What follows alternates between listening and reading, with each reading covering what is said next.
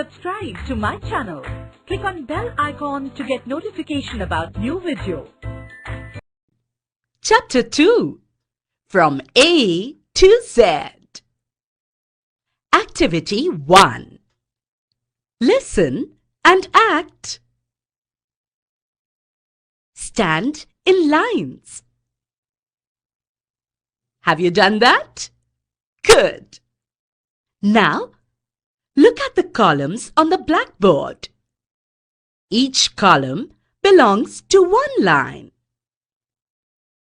Go to the blackboard and write your name in your column. Every child in every line will write his or her name.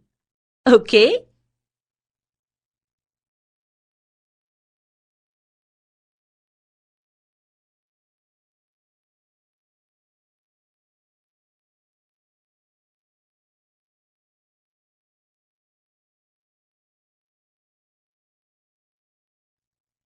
Form your line once again, but now in alphabetical order.